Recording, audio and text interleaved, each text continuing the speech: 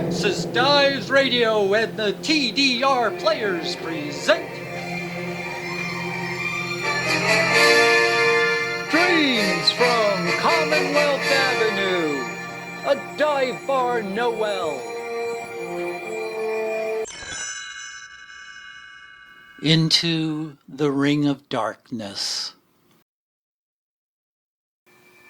If one sought the spirit of the season in this fading city, one searched in vain upon the high streets, at least on the night of December 25th. The downtown core felt empty and compressed and was ringed by a cold darkness now that the great hordes had stripped the stores of their wares and fled again to the outer boroughs with their junk. Under dark, frozen clouds, the night closed over the inner city with no moonlight. Commonwealth Avenue was once a lovely residential street with wide sidewalks. Once stood a never-ending line of grand houses where family generations lived beneath sturdy, well-built eaves. Back in the day, the street would be aglow this time of year, bright with eggnog toasts in the parlor and children's grateful love for Santa Claus still flickering in their beds upstairs. Then the generations moved away so that those sturdy structures could serve more aggressive ambitions, like those of lawyers and dentists and tax assessors, new car showrooms and appliance warehouses and drive-in burger stands at the corners. Now, Commonwealth is lined with sandwich shops, tattoo studios, and clothing stores and discount shops, and one right after another.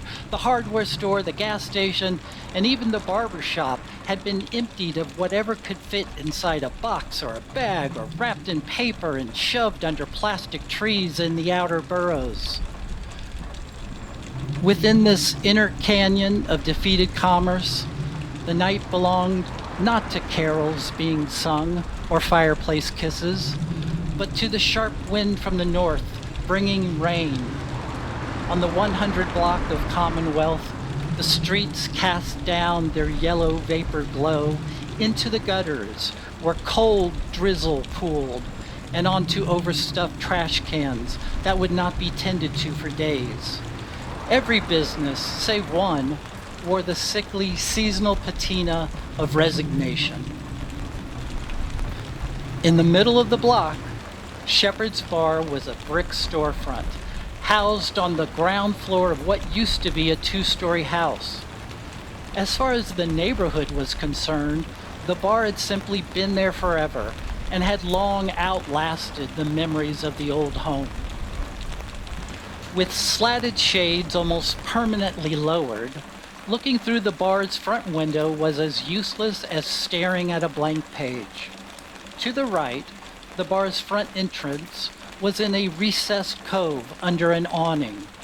But even with the neon sign glowing "Open" fixed above the door frame, the old bar remained basically invisible to the rest of the fading city. The cab pulled away from the curb. Two silhouettes pushed at the heavy wooden door. Sitting on a bar stool, the doorman was bundled tight against the wind blasts that followed every person inside. He's just finishing telling his story, but one of the terrible winter that was so cold he poured hot coffee on his boots all night to keep his feet from freezing. "It's like pissing your pants in a snowstorm," he says, a wide grin on his ruddy face as he's ready to deliver the moral of the story. "It's a warm feeling, but it ain't gonna last." Robbie, the doorman, will tell that tale at least 3 more times before last call.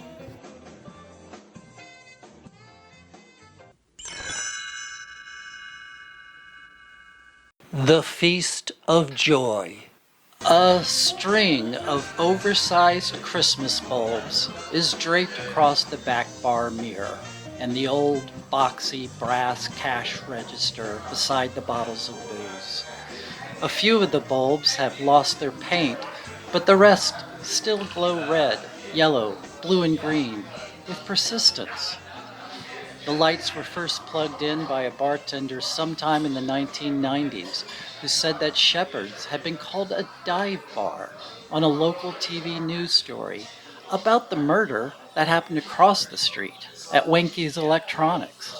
She said Christmas lights were a part of every dive bar she'd ever been in, and Shepherd's had apparently earned that status, even though it was only about 14 years old at that time. The string of lights is all the holiday decoration that the bar owner allows. The owner's name is Christmas Young Sook Snow. She swears, with her hand raised, like she's taking an oath every single time she tells someone new, Christmas Snow. And nobody forgets her name because of its uniqueness or because it belongs to a warm and generous person, a real treasure of Commonwealth Avenue who's seen it all. No one complains about the lack of Christmas decorations inside Shepherd's, at least not twice, and never on December 25th. I'm all the Christmas this bar will ever need, Christmas Snow says, settling the issue and smiling with her hands turned up in a gesture that conveys, this is all mine, and this is all I'll ever need. Christmas Snow does not own the building that Shepherd's resides within, nor the land beneath it. Not yet, anyway. Her eyes are constantly scanning the room in search of empty glasses and overflowing ashtrays. She'd been looking for both items in tandem ever since she started bartending at Shepherd's in 1986. Smoking hadn't been allowed in bars for well over a decade, but she can't stop looking for those little red plastic ashtrays. It became a habit, and frankly, it's been hard to shake. Christmas is appreciated for her long pours of intoxicating spirits and prices that don't set out to pick a customer's pocket. She carries an adequate number of beer selections and some fine red wines from Spain, France, and Argentina. She can carry on several customer conversations while flirting with the beer delivery driver. A couple of her regulars stopped drinking years ago, but never quit Shepherd's. Giving up booze turned out to be easier than giving up sitting at the bar and talking with Christmas Snow. The long wooden bar stretches from the front wall back to the popcorn machine, which is room enough to sit 8. Then it takes a sharp turn to the left and extends for another 3 bar stools. Follow the red leather booths on the other side of the room against the brick wall all the way back, past the square tables and chairs to the back bar corner where the jukebox and red felt pool table have been buddies for decades. Smoking's allowed out that back door on the patio. Every seat in the house is taken, and groups of 3s and 4s are huddled close together in the spaces in between. Not because it's cold inside or anything, it may be a bit too warm and musty with all these bodies in wet jackets. It's the steady thrum of conversations swelling and fading that tend to creep into whatever anyone in the room is trying to say to anyone else in the room. Whenever a familiar song comes on, which most of them are, the sing-alongs get louder. The buttery perfume from the popcorn machine is only a faint note in the air tonight because Shepherd's is awash with the aromas of honey-baked ham and sliced turkey and spiced chicken wings. The spread is set out on porcelain platters in a come-and-get-it buffet on the back table, beneath a wall covered with old photographs. Now, every year, it's a mistake to do it this way.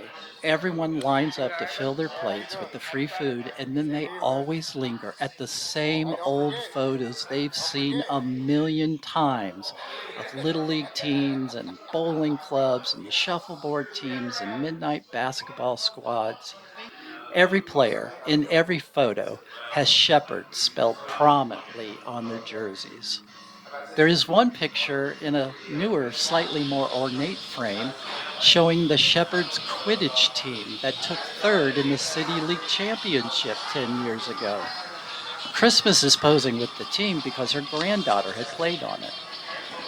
This logjam for food and nostalgia just gets worse because at the corner table where the complimentary wines and wine glasses are set out, the wall holds photographs of the regulars who've passed away. Toby in 89, Grace Ann Schultze in 95, Happy, that's what everyone called him, Happy, just a few hours into the new millennium. Many of the older pictures are framed with yellowing copies of newspaper obituaries, which always mention that a gathering at Shepherd's Bar at 136 Commonwealth Avenue immediately after the funeral services was not only in good form, it was expected by the deceased. Mrs. Henson, who lives in a rented room 2 blocks away, comes by the bar every year, only on this day. She fills her plate, says hello. She doesn't drink, so she passes on the wines, but pauses in front of a picture of her late husband, proudly holding aloft the tiniest softball trophy in the world. He was so young, she thinks. After finishing a modest meal, she thanks Christmas, and the two speak for a few moments more. She smiles and nods, then waves goodbye to the bartenders on the way out. By the time most everyone has returned to their bar stools and tables and booths, their food is already half eaten and mostly cold, their wine glasses empty. A few still wipe away tears. Conversations swell. More stories, more bad jokes, more laughter, more wine, more fellowship. Both TV screens have the game on, but not the sound, just like every other day of the year. Behind the bar, Sylvia and Russell make a few rounds of hot toddies and Irish coffees, and then call it a night on the specialty cocktails. Just regular drinks now, folks. Everyone's had a long year. Christmas brings the doorman Robbie a heaping plate of food she's warmed up and a cup of coffee. Not for your feet, she says. Robbie sets the food and coffee on the bar. Sylvia slides him a shot of vodka with a smile. He feels the blast of cold wind on his back and he swivels around. The landlord has already taken several steps inside and is following Christmas snow back toward the empty buffet table. The ghosts and the dogs upstairs. Above Shepherd's Bar, the building's top floor held a queen-size bed, a long leather couch, 3 tables, a television, a kick-ass stereo, and a wall of vinyl albums. And Christmas's 2 dogs. The rest of the second floor was used for bar storage and ghosts. By the time the door's locks have turned, both the former city pound mutts have loped from the couch to the foyer with their tails slowly twirling. Don't smoke in here. You know that. Christmas's voice is direct, but familiar. Of course, says the landlord, dropping his cigarette into the red plastic ashtray at the top of the landing. Christmas looks at the landlord's wet shoes. Don't worry about the floor, I guess. She leans toward her dogs, who are quite used to her comings and goings and even bringing other people inside. After a cursory inspection of the landlord's wet shoes, pant legs, and briefcase, the dogs return sluggishly to the warmth of the couch in the next room. Has he been here yet? Asked the landlord. I haven't seen him, Christmas says. I don't know why you'd think he'd be here. It's just the usual crowd. The landlord looks past Christmas into the next room, where the TV is switched to one of the many log burning in the fireplace channels, with the sound turned down. Christmas believes the dogs prefer listening through the floorboards to the sounds of the bar below, and are especially comforted whenever they hear her voice. I know he always comes here on Christmas. The landlord looks tired as he speaks. It never matters. I 86'd him years ago. He's never stepping foot in my bar again. The landlord walks to the other room and looks at the TV and the dogs on the couch, and then he keeps going to the window. He looks out, staring down on Commonwealth Avenue. The streets will be slick as glass by morning if the temperatures keep falling. Christmas joins him at the window. Is that yours? She points to a small black sedan parked in front of the bar. Yeah, Christmas present. From? Yeah. That's nice. She's good to you. Christmas gives him a friendly pat on the shoulder. Yeah. The landlord turns and walks to the bedroom, flips on a light and looks around. Apparently satisfied, he flips off the light and returns to the TV to stare at the fire. I thought you had 3 dogs. Dreamy died in June. Ah, that's too bad, Chrissy. The landlord pivots back to look at the bedroom. Has he been here? Just tell me. She was a great dog, but she never wanted anything to do with the bar. She only went outside to the patio to pee and poop, and then it was back up here, in the bed, all day and all night. Christmas flips the TV to a different fireplace channel. I have not seen him in I don't know how long. Is that all you're here for? Or have you come to not sell me my bar again?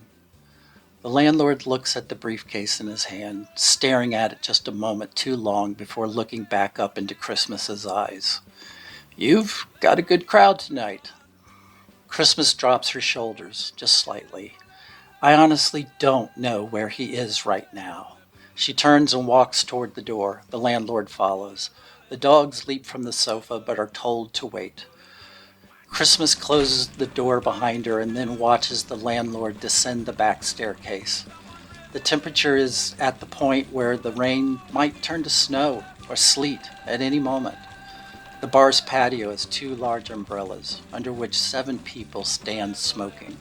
The landlord steps toward one umbrella, asks to bum a cigarette. He takes 2 large drags, exhaling deeply into the gray mass of clouds smeared overhead.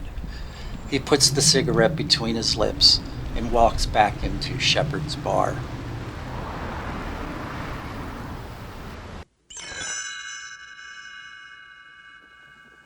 Last call. Uno, dos, 1, 2, 3, 4. Hey, it is time for another round. Mostly because somebody has jammed the jukebox with so many plays of Wooly Bully that Russell finally has to unplug the machine in order to reset it. Nobody left in the bar will cop to being the knucklehead who did it, but most of those who are still around have broken into their own horrible renditions of the song until Russell announces, "The jukebox is ready to go, so you can all shut up now." He plays one of 2 Christmas songs among the 160 selections. Yeah, it's that barking dog jingle thing that annoys everyone. And so, just for fun, he plays it twice. The crowd keeps thinning until Christmas shouts, "Last call!" But before anyone tends to the remaining customers, the Shepherd's Bar team gathered to hear how many times Robbie told his boring old hot coffee story, and Sylvia has guessed the right number, 6, and she enjoys a Calvados apple brandy for her keen insights. Christmas flips off the neon open sign. Everyone thanks everyone else for the wonderful night. You're all the Christmas we need here, someone says, joining the line out the door. See you tomorrow. The silhouettes disappear down the street, past stores that are empty and shuttered. At the intersections, the stoplights are blinking red in all directions. The last cab pulls away from the curb. The cold, rainy night keeps pressing down on Commonwealth Avenue. Christmas hands her staff fat envelopes of cash on top of their tips for the night. She tells them to get home safely and that she'll see them tomorrow afternoon. She performs her usual walkthrough, trusting that her staff did their jobs and so she doesn't need to check on the kegs of beer or that the liquor stockroom is locked. She leaves an envelope on the bar for Lizzie, who will be in at 8 a.m. to clean up the rest of this mess. That was Roxy, but it wasn't from upstairs. The dogs must be outside on the patio. Christmas lets down some tension and her shoulders release. She walks behind the bar, pulls a bottle of Spanish Tempranillo. She grabs 2 glasses and walks toward the back door, flipping off each light switch as she goes until only the string of Christmas lights across the mirror remains illuminated. After punching in a final selection on the jukebox, Christmas steps outside into the cold, dark night.